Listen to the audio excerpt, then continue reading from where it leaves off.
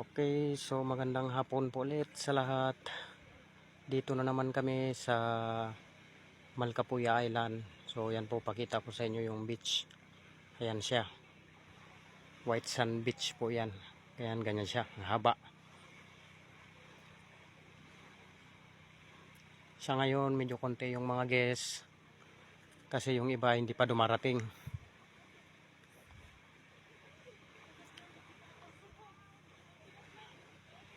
Dito po yung area na kung saan pinakamagandang mag-relax kasi malayo siya sa bayan. Mga nasa mahigit isang oras siyang biyahe papunta rito. So dito kasi hindi siya masyadong crowded. Kaya talagang ma-enjoy mo yung lugar. Tapos ang ganda ng view. Ayan. Po, tapos dito may view deck siya dito sa kabilang side. Ito, pakita ko sa inyo yung view deck.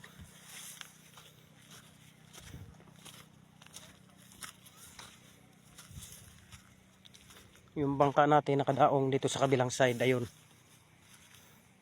Diyan yung daungan ng mga bangka. Kasi hindi siya pwedeng dumaong sa harapan ng beach para naman hindi matakpan yung view sa harap. So ayan. Ito yung view deck niya. Galing sa baba siguro mga nasa more than 60 steps ito. Pagdating mo dito sa tuktok, ito yung makikita mo. Ayan.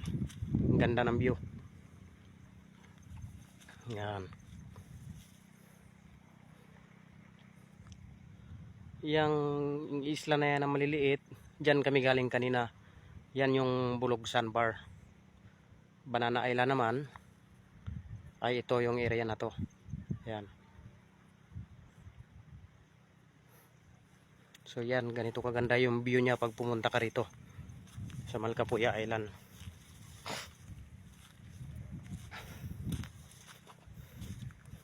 Marami kang activities na pwedeng gawin dito. Relax, swimming, pwede kang mag-snorkeling. Depende sa'yo kung anong trip yung gusto mong gawin dito. So ayan, yun yung isla na nakikita nyo sa malayo, yan yung Coron Island. Ayan, so ngayon medyo low tide.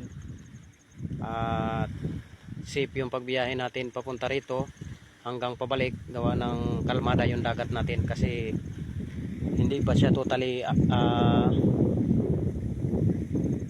amihan ngayon.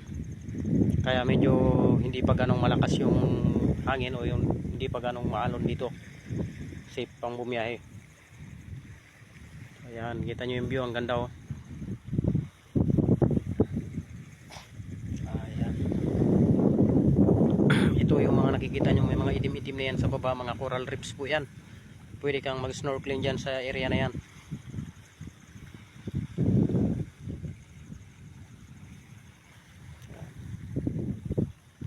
Okay, so balik na po tayo sa ating boat.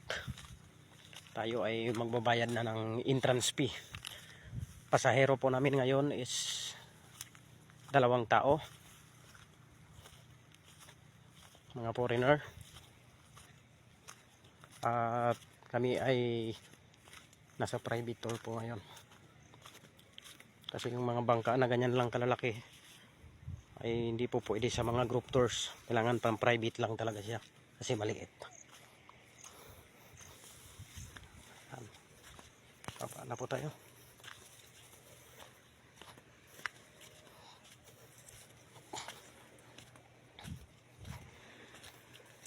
Ito yung akyatan nila dito.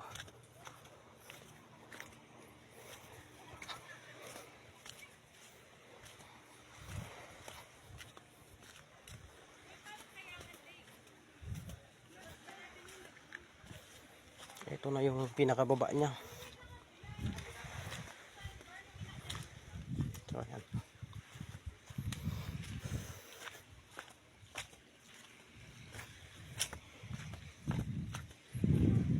Ayan, konti lang yung mga guests dito.